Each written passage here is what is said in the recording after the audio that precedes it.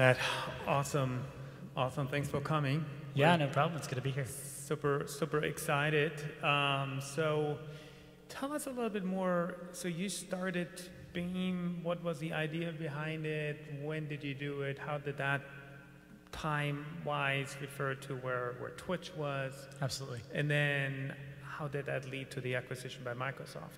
Yeah, it's definitely been a really cool journey for me. I'm a gamer myself. I have been for my whole life, which isn't that long, so, take it or leave it. But I started my first company in the gaming space. I was really passionate about Minecraft. And what really interested me about the game was the fact that you could bring people together. The multiplayer aspects of it were really cool to me, but you needed a server to do it, right? And so I set out to make that problem super easy for people to get started with, so everybody could come to me. I had a bunch of friends. It really just started as something I was doing for my friends, where they could come and get a Minecraft server set up. I charged, $10 for the server. We actually grew that company to become the world's largest game server provider. We've hosted over 500,000 clients. We're doing over $5 million a year in revenue, which was really exciting. I didn't know what I was doing, but it worked, and it was something that I was passionate about. The way that we grew that company was working really closely with content creators that were streaming on sites like Twitch, which had just started, and of course YouTube content creators.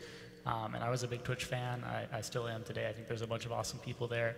But really the problem is that Twitch doesn't provide that many ways to actually interact deeply with an audience's broadcast, a streamer's broadcast.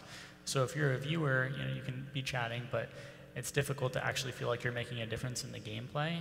And with Twitch, you have latency, right? So there's maybe 15 seconds of delay when you're interacting or chatting with a user. So even chat makes it difficult to have a two-way conversation or actually influence the gameplay just by saying, hey, go left or go right.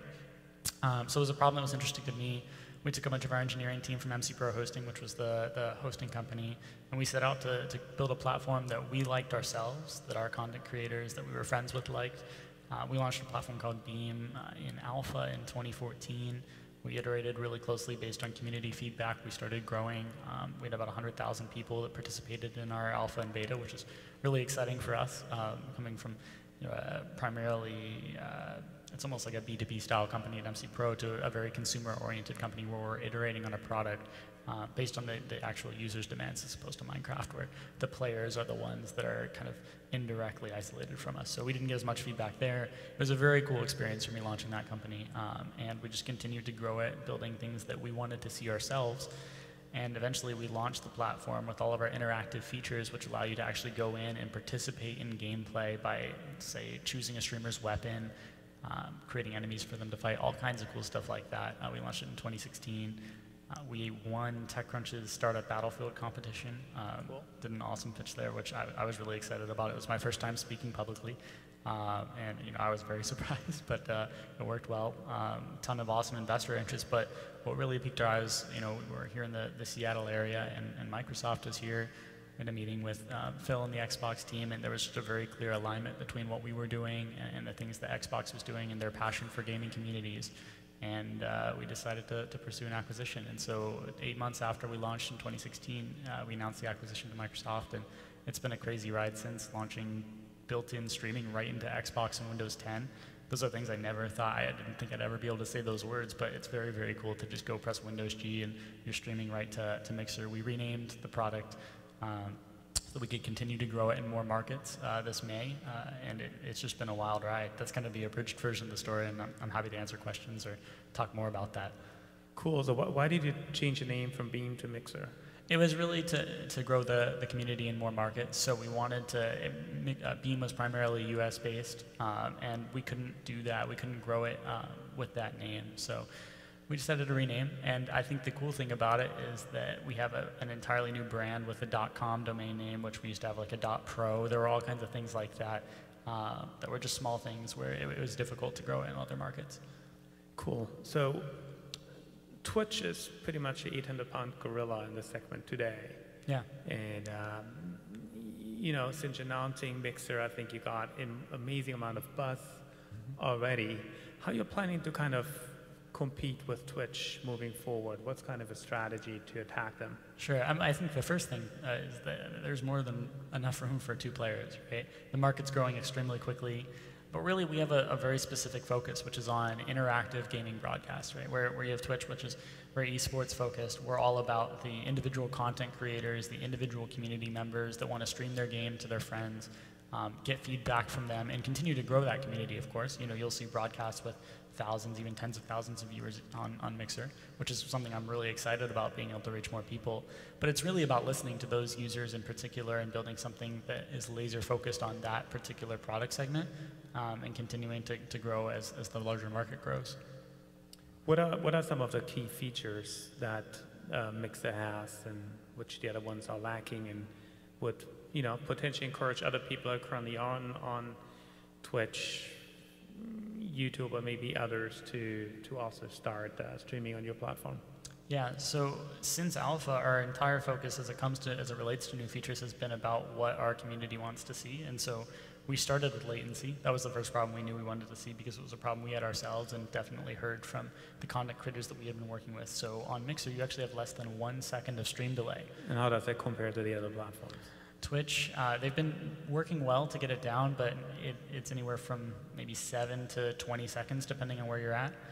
And it might not sound like a lot, but when you're actually trying to have a conversation with someone, it would be like having a Skype call with someone with 7 seconds of delay. And it's not easy. So that was our focus. YouTube is much higher than that. Typically, you're talking 30 seconds on YouTube. Of course, it varies on where you are and where the streamer is, but really our focus is on real-time streaming, right? So instead of being okay with, you know, say 5, 6 seconds, 7 seconds, whatnot, it's sub-second latency, which is really important because as a viewer on Mixer, you actually are a fundamental participant in the gameplay, if you want to be, of course. So you can go in and say, hey, I want the streamer to try this quest. And if the game integrates with our SDK, that actually happens in the game dynamically, which is really, really cool. And it's important that you have that sub-second latency if you're making a left-right decision when the broadcaster is running around. You can't have that delay because then you don't have the context to make those decisions.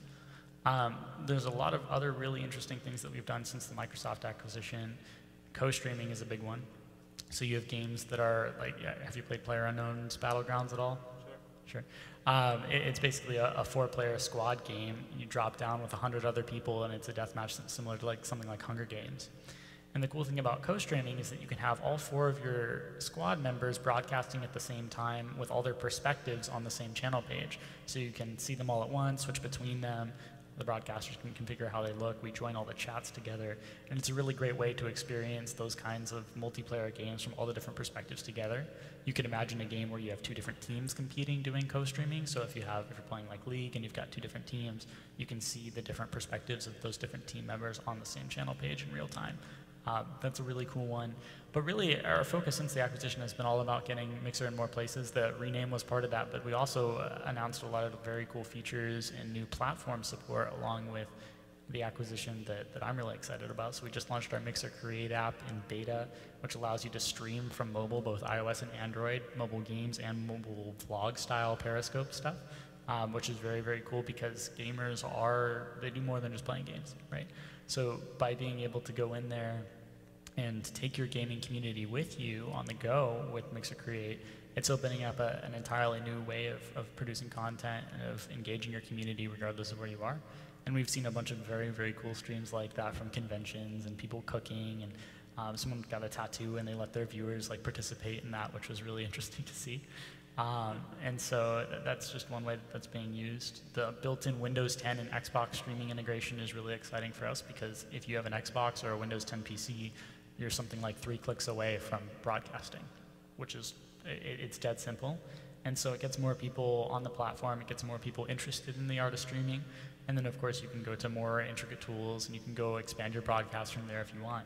And we provide all the resources that you need to do that. So those are some of the really exciting things that we do, I think, that differentiate us from other platforms, making it super easy, giving viewers choice, but really giving it interactivity from the foundation, right? So latency, interactive functionality in the game, polls, all sorts of stuff like that. Very cool. Yeah, I actually saw some other Casual Connect session being streamed on Mixer. So nice. I think they must have used Mixer Create. So it's currently in beta. You're planning the full launch soon, I guess? And It's soon. We haven't announced a date yet. I think that the whole team has been doing a really good job at that, and I would definitely stay tuned for some announcements on that front. Awesome. And how does the monetization work? What's the best way to monetize the content? Yeah, so I think our monetization strategy is always focused around how we can support broadcasters, right? Broadcasters are the lifeblood of the platform. If we didn't have them, we wouldn't be anywhere. So when we think about monetization, we want to support them by doing things like giving them revenue shares of monetization that occurs on their channels. We have a great partnership program where we work really closely with individual broadcasters and help support them as they grow their content. One of the things that I love being able to do on that front is bringing some of our valued partners out to conventions.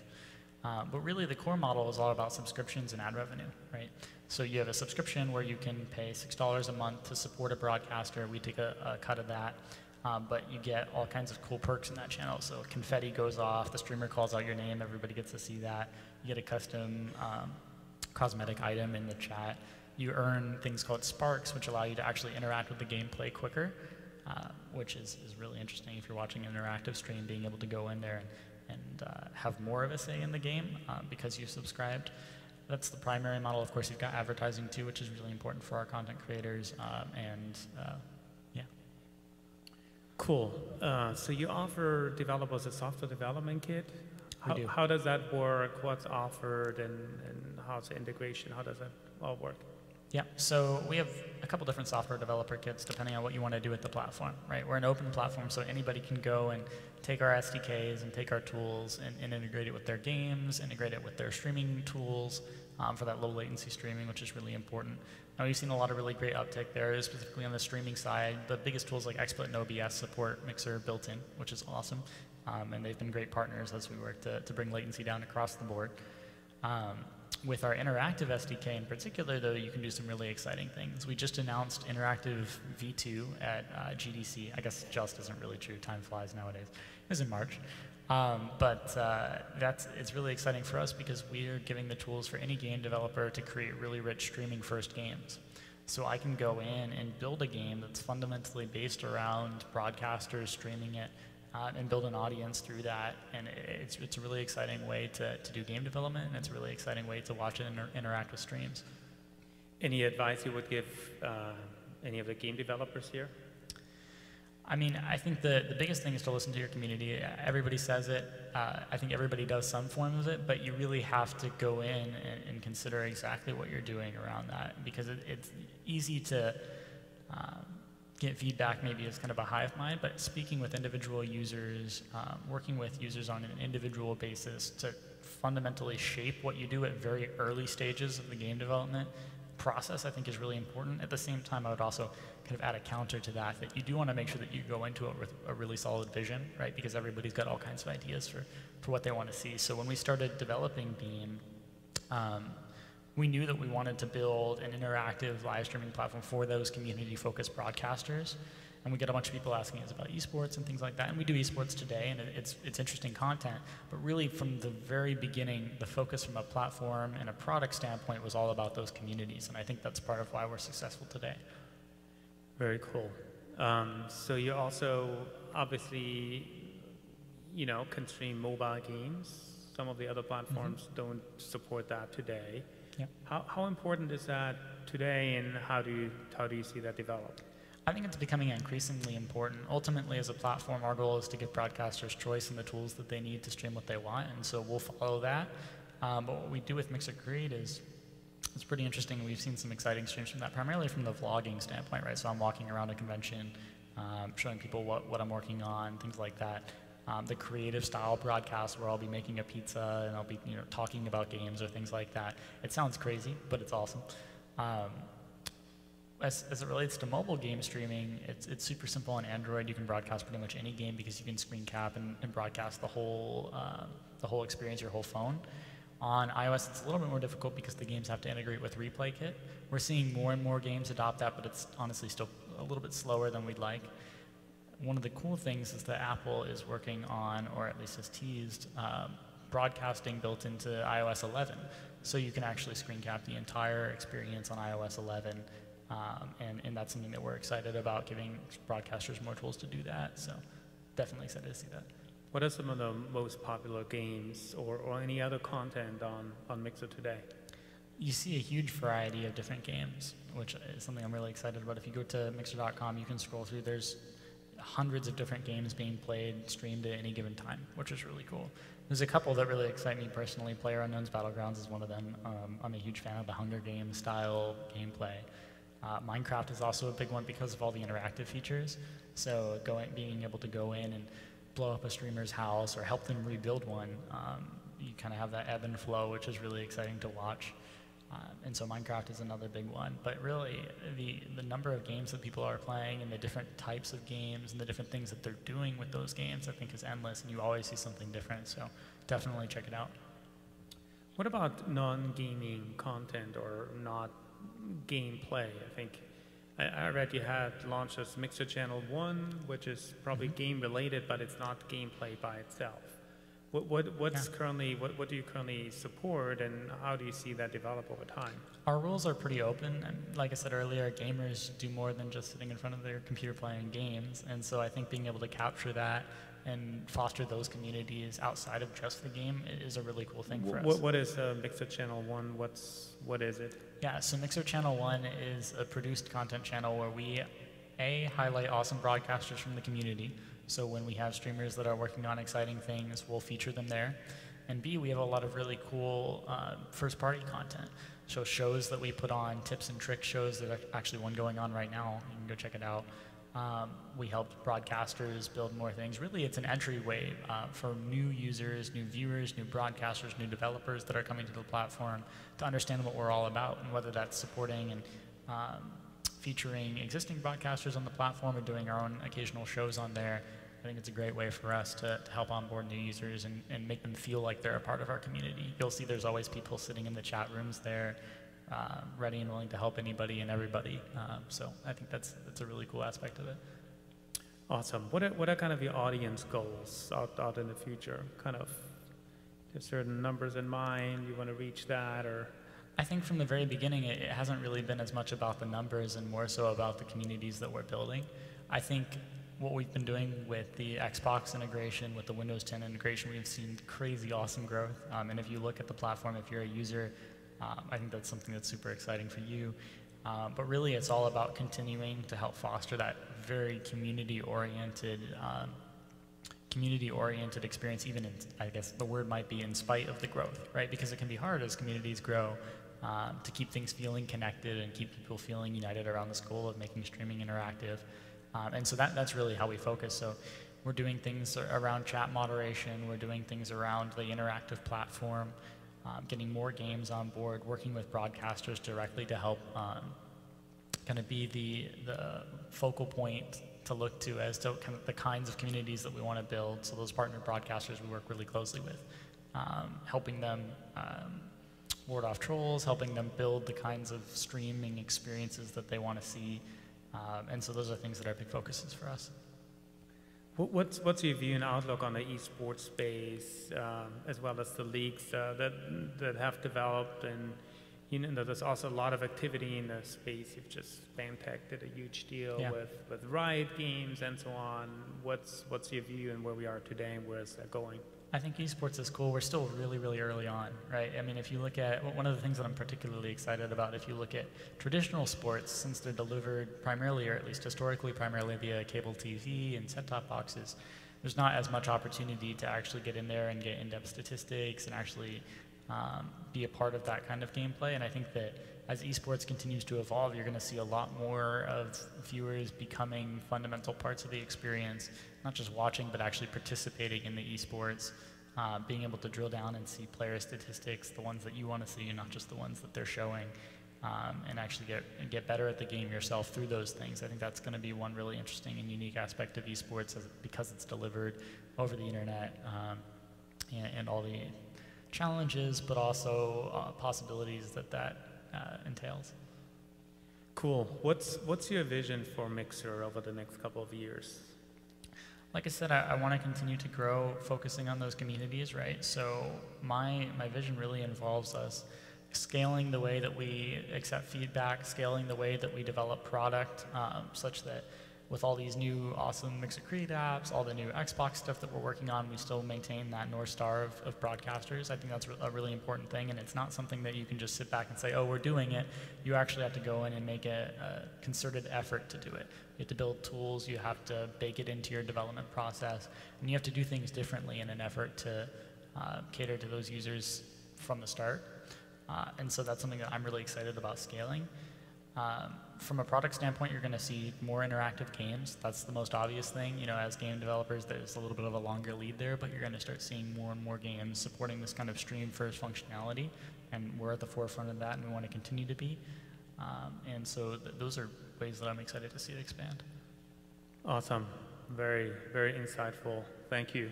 Yeah. If you have time, if there are any questions from the audience. Hey, Matt, I'm Todd Bishop. I'm one of the editors at GeekWire, the technology news site here in Seattle. It's been fun to watch your progress from startup to Microsoft and from Beam to Mixer.